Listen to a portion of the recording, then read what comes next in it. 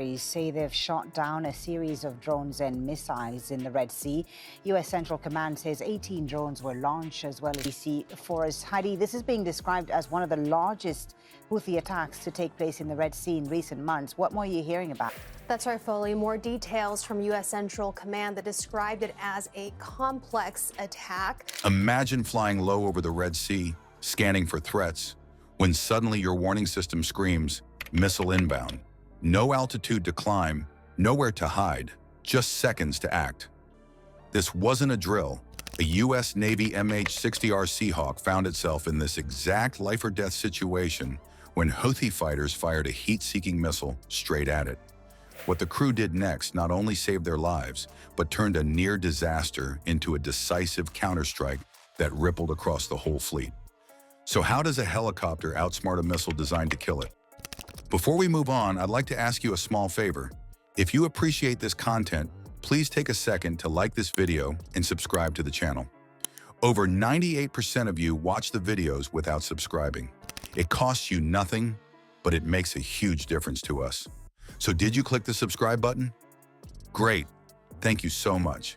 Now back to the video. From Yemen toward international shipping lanes as dozens of merchant ships were traversing through the southern Red Sea. It's 20 nations as participants led by the U.S. that was formed back in December in response to this regional escalation. This happens, and even as Blinken's presence is there in the Middle East, which makes this attack. The Seahawk's crew had barely finished their last radio report when the cockpit lit up with a warning no pilot ever wants to hear. The tone was sharp, piercing, and unmistakable. Missile inbound. At that altitude, just 100 feet above the water, there was no margin. The helicopter tore forward at around 140 knots, skimming so close to the surface that the rotors seemed to bite at the salt spray. Then the missile warning repeated, louder, urgent, demanding attention. This was no empty threat. The crew knew the Bab el-Mandab Strait had become one of the most hostile choke points on the planet.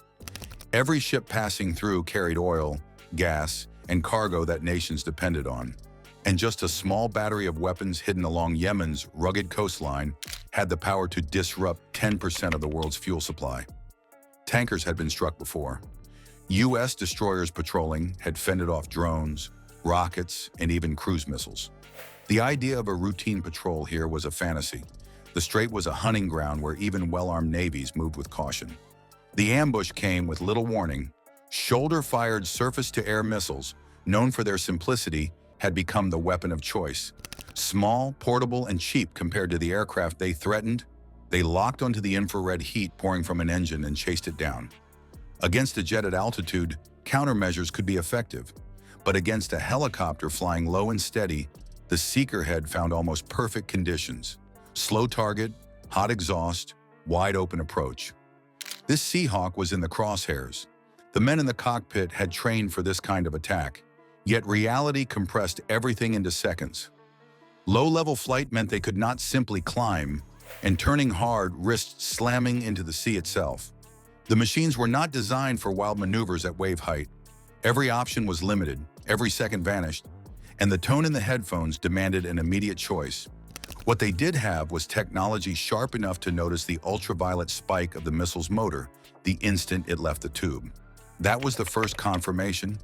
Sensors picked up the flash, the alarms fed into the crew's helmets, and the next step became pure survival. Fingers reached for the countermeasures controls. A screen displayed engagement cues. The systems confirmed pursuit. Flares erupted from dispensers, firing out in quick succession. Bright magnesium fireballs burned hotter and brighter than the Seahawk's turbines, each one floating for half a breath before tumbling into the air behind the helicopter. The sky lit with false targets, heat so intense they momentarily blinded the darkness around them. The aircrew could not know immediately if it worked. The missile raced closer, its seeker scanning, calculating whether to stay on the exhaust tailpipe or jump to the decoys dazzling ahead. For a moment too long to measure, nothing changed. Then violently, the incoming weapon swerved hard, lunging toward the expanding flare cloud. A thunderclap followed as it detonated harmlessly in the distance. The Seahawk remained intact, churned salt water washing over its fuselage as the crew pulled steady to regain control. They had survived. Training, reflex, and hundreds of hours of drills had bought them seconds that now meant life.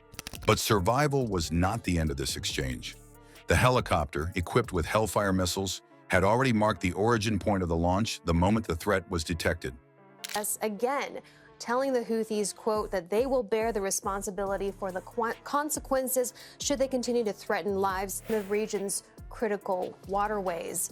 So what more will result besides these words? We're not sure. We know 18 drones, 2 cruise missiles, and 1 ballistic missile.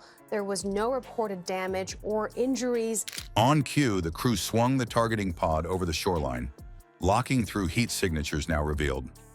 Data streamed instantly.